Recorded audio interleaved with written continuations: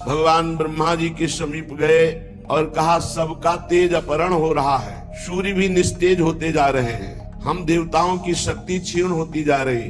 महाराज मुझे पता नहीं कि इसका कारण क्या है, आप कृपा करें। तो ब्रह्मा जी ने बताया, चिंता मत करो, ये दिति के गर्भ में विराजमान भगवान के दिव्य पार्षद जय और विजय, वही अमंगलकारी रूप आचरण करने वाले जब प्रकट होने की भावना कश्यप जी ने बताई तो दिति ने रोक लिया। 100 वर्ष हो गए, प्रसव ही नहीं होने दिया। ये सनक सनंदन सनातन सनत कुमार के शाप से जय विजय दिति के गर्भ में विराजमान है। देख लो, भगवत प्रेमी महात्माओं का अपराध करने पर वैकुंठ से भी नीचे पतन हो गया, जो कदापि ऐसा शास्त्रों में नहीं पाया गया। वैकुंठ में प्रवेश पाने के बाद फिर इस जगत में आना नहीं होता। यद गत्वा न निवर्तन्ते तद धाम परमम मम। लेकिन धाम में भी भगवत प्रेमी महात्मा का अपराध बन गया तो जय विजय को 3 जन्म के लिए दैत्य भाव असुर भाव से इस भूतल पर आना पड़ा। जब ब्रह्मा जी ने समस्त देवताओं को समझाया कि आप शांत हो जाइए, भगवान श्री हरि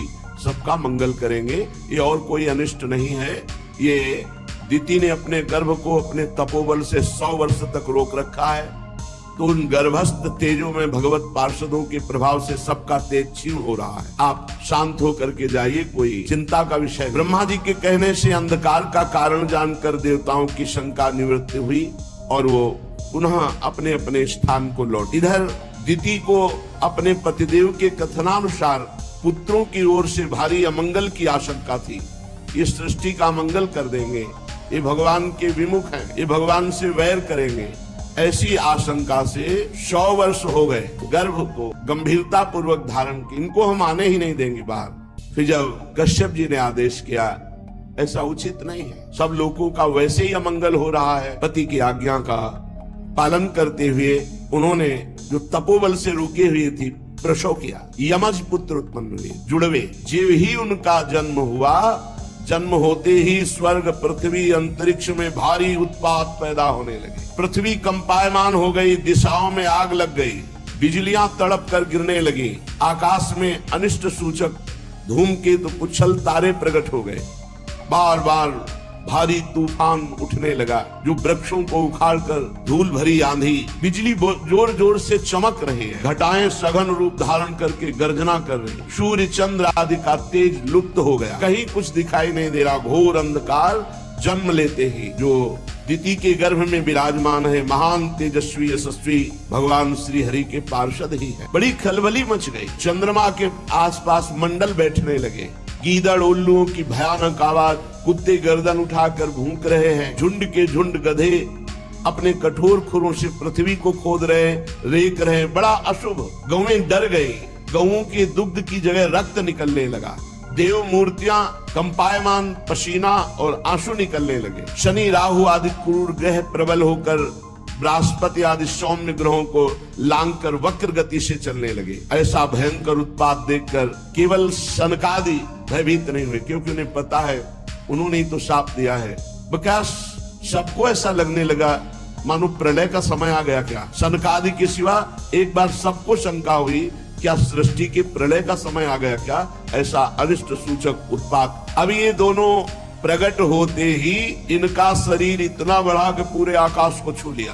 प्रकट होते ही, क्योंकि 100 वर्ष तो गर्भ में ही रहे, भयंकर पराक्रम बलशाली, आकाश को घेरे हुए ऐसा शरीर। वो इतने ऊंचे थे कि उनके मुकुट का अग्रभाग स्वर्ग को छू रहा था। मुकुट को आप नहीं देख सकते, इतने ऊंचे थे। उनके छाती और भुजाओं से दिशाएं आच्छादित हो गई, भुजाओं में ऐसी चमक कि दिशाएं प्रकाशित हो रही थी। अब जे भी उन्होंने पृथ्वी पर कदम रखा तो ऐसे भूकंप आ गया, पृथ्वी कांप गई।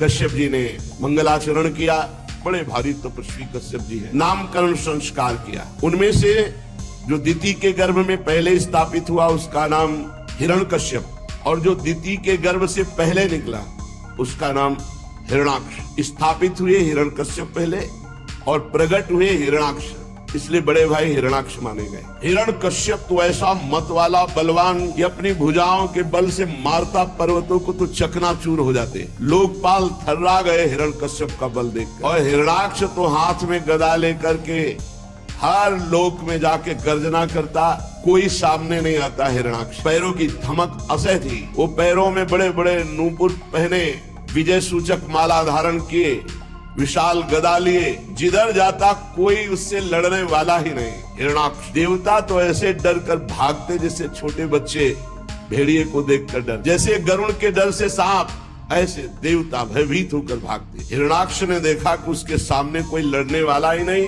तो हर लोक में जाकर के गर्जना करता। फिर वो गैसों तक समुद्र में घूमता रहा, कोई लड़ने वाला ही नहीं मिला हिरण्याक्ष। बस वायु वेग से तरंग जो उठती उसी पर गदा का प्रहार करता। जल में घूमते घूमते लोकपाल वरुण जी की विभवापुरी जो राजधानी है वरुण लोक की, उसमें प्रवेश। जल के स्वामी वरुण जी ने देखा ये बड़ा मतवाला वीर आ रहा है, लड़ना संभव है। हिरणाक्ष हंसी उड़ाते हुए कहा, महाराज प्रणाम। एक हाथ से संत भगवंत श्री विग्रह, इनको निषेध किया गया प्रणाम करना, ऐसे एक हाथ से नहीं, हमारे यहाँ दोनों हाथ जोड़कर प्रणाम, ये उपहास कहा जाता है। संत या भगवान का श्री विग्रह या जो अपने बड़े गुरुजन हैं उनको ऐसे नहीं किया जाता, उनको हाथ जोड़कर प्रणाम किया। उसने एक हाथ से ऐसे उपहास करते हुए प्रणाम मुद्रा में कहा, महाराज मैं एक भिक्षा मांगता हूँ, क्या युद्ध की भिक्षा मिलेगी आपसे? आप बड़े लोकपाल हो, बड़े वीर हो, कीर्तिशाली हो, तो आप अपनी मर्यादा रखने के लिए मुझे एक भिक्षा दोगे? आओ हमसे युद्ध करो। मदोन्मत्त हिरणाक्ष को देखकर वरुण जी को क्रोध तो बहुत आया, और उन्होंने विचार किया है जीता नहीं जा सकता, क्योंकि ये भगवान का पार्षद है, इसे तो केवल भगवान ही जीत सकते हैं, दूसरा नहीं। तो उन्होंने कहा, चिंता मत करो, तुम्हारे जैसे रणकुशल वीरों को युद्ध में संतुष्ट करके सारी मनोकामना पूर्ण करने वाले एक महावीर हैं। तुम्हारे जैसे वीर वहाँ घुटने टेक देते हैं। तुम बड़े वीर हो, पर तुम्हें ज्यादा देर नहीं लगेगी वीर सैया में शयन करने की। तुम जैसे दुष्टों को नियंत्रण करने के लिए वो विविध रूप धारण करते हैं। वरुण जी की बात सुनकर के बड़ा प्रसन्न हुआ, बोला, बताओ तो जरा ऐसा वीर त्रिभुवन में कौन है जो मेरी भुजाओं को युद्ध में तृप्त कर सके? उनका तृप्त नहीं तो उनके हाथ मारा जाएगा। तो उसने कहा, तुम बताओ तो, फिर थोड़ी देर में सूचना तुम्हें मिलेगी कौन मारा गया। इतने में देवर्षि नारद जी आ गए। नारद जी ने कहा, वीर का तो पता मैं जानता हूँ। नारद जी एक ऐसे महात्मा है, चाहे जहाँ चले जाए, चाहे जिससे मिले सब सम्मान करते हैं। कंस से भी मिलते हैं, कृष्ण से भी मिलते, सबसे कहीं भी चले जाए। नारद जी एक ऐसे विश्व पूज्य महात्मा है, जहाँ असुरों के यहाँ भी इनकी पूजा होती है, कोई इनसे द्वेष नहीं करता। सब जानते हैं कि हित की बात बताएंगे। नारद जी ने बड़े हित की बात बताई। विश्व विजयी हिरणाक्ष, तुम्हारी भुजाओं को तृप्त करने के लिए रसातल में एक वीर है जो वाराह रूप में विराजमान है, पृथ्वी लेने गया है। तुम जाओ, पूर्ण तृप्त हो जाओगे। ऐसे वीर हैं जो युद्ध में तुम्हें पूर्ण तृप्त कर। वो खिलखिला के हंसा और कहा, जंगली पशु सुअर से मेरा युद्ध? अरे क्या बात करते हो नारद जी। नारद जी ने कहा, ना समझ, अभी तुम नहीं जानते हो कि एक बार जाओ तो रसातल तो पहुंचो। जल को चीरता हुआ वो महावीर हिरण्याक्ष जब गया तो देखा श्याम वर्ण विशाल शरीर, कोई साधारण सूकर थोड़ी थे, वो तो भगवान ने वाराह रूप धारण किया था। जाकर के दहाड़ा हिरण्याक्ष और गए, ना समझ, छोड़ पृथ्वी और मुझसे युद्ध कर। सुराधम, मैं तुझे ही खोज रहा था, मैं देखकर तुझे समझ गया कि तू सूकर नहीं, तू हरि है, भगवान का पार्षद। ये माया से लुका छिपी तू दूसरों के सामने कर। ठीक बात कह रहे। ये लुका छिपी हम अज्ञानियों के सामने कर सको, ज्ञान श्रोमणी है। मेरे नेत्रों के सामने तेरा माया का जादू नहीं चलेगा। तेरी माया दूसरों के सामने चलेगी, मेरे सामने नहीं चलेगी। मैं तेरा नाश करने के लिए समर्थ हूं। हिरणाक्ष मूढ़, तेरा जो बल है वो योग माया ही है ना, तुझमें कोई पुरुषार्थ नहीं, केवल योग माया से तू बली। आज मैं तुम्हारी योग माया को चकनाचूर करूं। जब मेरे हाथ से छूटी हुई गदा तुम्हारे सर पर पड़ेगी तो तुम्हारी योग माया नहीं बचा पाएगी। तब जितने तेरी आराधना करने वाले भक्त देवता ऋषिगण है ना, तब समझ पाएंगे कि तेरे से भी बलवान हिरण्याक्ष भगवान को ऐसे दुर्वचन बोल रहा था। भगवान अपने दांत पर पूरी संपूर्ण पृथ्वी भयभीत हो गई। भगवान ने कहा, तुम चिंता मत करो, बिल्कुल चिंता मत करो, तुम हिलोगे भी नहीं, तुम्हें थोड़ी भी कोई परेशानी नहीं होगी। भगवान वो बोलता गया, पीछे ललकारता गया। भगवान आए और पृथ्वी को स्थापित किया। तीखी दाढ़ वाला वो हिरण्याक्ष भगवान से कहता जाता है, बड़े वीर हो, तुम्हें भागने में लज्जा नहीं आती, लेकिन तुम कुछ भी कर सकते हो, तुम्हें संकोच शर्म तो है नहीं। अरे मैं ललकार रहा हूं, मुझसे युद्ध करो। भगवान ने जब आधार शक्ति का प्रयोग करके पृथ्वी को स्थापित, ब्रह्मा जी फूलों की वर्षा कर रहे, प्रभु कार्य संपन्न हुआ। मनुष्य रूपा की संतान इसी में पलेगी। आप पृथ्वी लाकर बड़ा जगत का उपकार किया, मंगल किया। फूल बरसते देखकर हिरण्याक्ष ने कहा, बहुत अच्छा लग रहा होगा पारा भगवान से, अब मेरी गदा की भी वर्षा सहो। और उसने भगवान को कटु वचन कहते हुए गदा का प्रहार किया। भगवान ने सहज में उसकी गदा फेंकी हुई पकड़ ली। अरे दुष्ट, तुझ जैसे मृत्यु पास में बंधे हुए अपनी आत्म प्रशंसा करने वालों पर महापुरुष जन ध्यान नहीं देते। आत्म प्रशंसा करना अपने सारे पुण्यों का नाश कर लेना है। आत्म प्रशंसा का मतलब होता है अपनी मुख से अपनी बड़ाई करना, कभी नहीं करना चाहिए। इससे सारे पुण्य नष्ट हो जाते हैं। तुम क्या समझते हो हमने ये किया, हमने ये किया, वो सब जा रहा है, सब खत्म हो रहा है। अगर कोई तुम्हारी प्रशंसा करने लगे, राधा राधा राधा, तुरंत काट दो, राधा राधा राधा। अरे भगवान की कृपा, गुरु की कृपा से कुछ बन जाए तो बन जाए, मुझ जैसे अधम से क्या बन। ऐसे अपनी प्रशंसा करना और दूसरे की निंदा करना सारे पुण्यों का नाश कर लेना। भगवान कह रहे हैं तू अपने मुंह से आत्मश्लाघा कर रहा है, अरे अभागे तू मृत्यु के पास में बंधने वाला है। हाँ, तुझ जैसे वीर से मैं भयभीत होकर भागूंगा। अरे भाई मेरी सामर्थ्य कहाँ कि तुम्हारे सामने खड़ा हो जाऊं। भगवान वाराह देव निशंक होकर ऐसा उत्तर। अब जब दैत्य ने देखा कि भगवान उपहास कर रहे तो क्रोध से तिलमिला उठा और बड़े वेग से मुष्टिका का प्रहार किया। घूसे का प्रहार भगवान के श्रीअंग का स्पर्श प्राप्त करने से भगवान टेढ़े होकर के अपने को प्रवीणता पूर्वक बचा लिया। जैसे योग सिद्ध पुरुष पर मृत्यु आक्रमण करती है तो वो परमात्मा चिंतन में स्थित होने के कारण उस पर मृत्यु का कोई प्रभाव नहीं पड़ता। जैसे बताया कि जब भक्त का शरीर छूटता है तो जैसे मतवाले गजराज हाथी से गले की माला टूट कर गिर जाए, उसको पता भी नहीं चलता। ऐसे जन्मत मरत दुसाधु कोई, वो योगी को जो जिसका चित्त परमात्मा में लगा हुआ है, भक्त को जिसकी चित्त वृत्ति भगवान में लगी हुई है, और ब्रह्मज्ञानी को जो आत्मबोध प्राप्त है, तीनों को मृत्यु का दुख नहीं होता। अब तो वो क्रोध से ओट चबाता हुआ हिरणाक्ष गदा लेकर बार बार घुमाकर भगवान पर झपटा। प्रभु वो गदा प्रहार कर ही पाता कि अपनी गदा से उसकी दाईं भौं पर प्रहार किया, पर हिरणाक्ष ने अपनी गदा में वो प्रहार रोक लिया। अब भगवान और हिरणाक्ष का भयंकर युद्ध, देवता लोग तो फूले लिए खड़े हैं। भगवान इसको ज्यादा खिलाइए मत, ये बहुत बलवान है। ब्रह्मा जी भी कहने लगे देव ये दुष्ट दैत्य बड़ा प्रबल है, ये भक्त देवता ब्राह्मण गौ निरपराध जीव इनका नाश करने वाला है, और जो इनका नाश सोचता है आप उसका विनाश जरूर कर। इसलिए महाकंटक रूप है प्रभु, इससे खिलवाड़ मत करो। ये दुष्ट बड़ा मायावी घमंडी निरंकुश है। प्रभु आप ऐसे खिलवाड़ कर रहे हैं जैसे कोई गरुड़ सांप के बच्चे से खेले।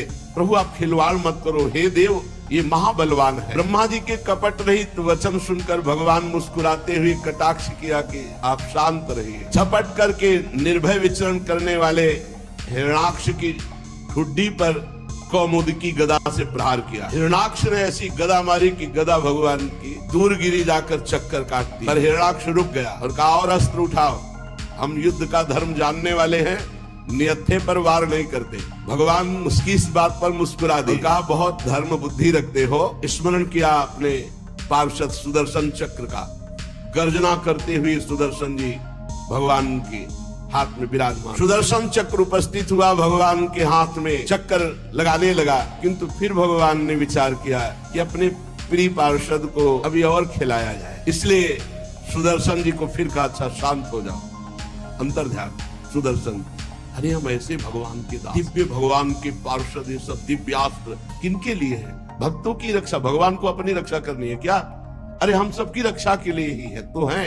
हिरणाक्ष ने देखा कि कमल दल लोचन हरि ने सुदर्शन को बुलाया और फिर शांत कर दिया, तिलमिला उठा और दांतों से ऊँट चबाने लगा, मानो भगवान को अब भस्मी कर देगा, और उछल कर बोला ले अब तो नहीं बच सकता। भगवान के ऊपर गदा का प्रहार किया। भगवान ने अपने हाथ से गदा को रोक ली, पुनः वापस फेंक दी। भगवान सर्वशक्ति संपन्न है। महादैत्य हिरणाक्ष का घमंड बढ़ता जा रहा है और भगवान पर विविध प्रहार कर रहा है। कभी त्रिशूल भगवान पर मारता है, कभी गदा, कभी मुष्टिका का प्रहार, घूसे का प्रहार करता है। भगवान उसके इन प्रहारों को सह रहे, खिलवाड़ कर रहे। उसने आसुरी माया का जाल प्रकट किया मायापति भगवान पर। भगवान ने सुदर्शन जी को आज्ञा की माया का नाश कर। माया का नाश का हृदय कांप उठा। भगवान ने किसी अस्त्र शस्त्र से हिरणाक्ष को नहीं मारा, उल्टा हाथ है से उपेक्षा करते उल्टा हाथ एक जे ही तबाचा मारा, उल्टा चक्कर चक्कर खाता हुआ हिरणाक्ष खून उगलते हुए गिर पड़ा और निष्प्राण हो गया। ब्रह्मा जी समस्त देवता श्री भगवान पर पुष्पों की वर्षा की। देवता लोग कहने लगे प्रभु नमस्कार नमस्कार नमस्कार। नमस्कार तभी करते हैं जो इनका विरोधी मारा जाता है। बड़े आनंद की बात प्रभु, आपने हम लोगों को बड़ा सुख प्रदान किया हिरण्याक्ष का उद्धार करके। वाला भगवान पृथ्वी को स्थापित करके हिरण्याक्ष का उद्धार करके सब देवताओं से विनती सुनते हुए स्वयंभू मनु बड़े प्रसन्न हुए, क्योंकि इसी से अन्न आदि, जिससे हमारा मनुष्यों का जीवन पोषण होता है और यही संतति की वृद्धि आदि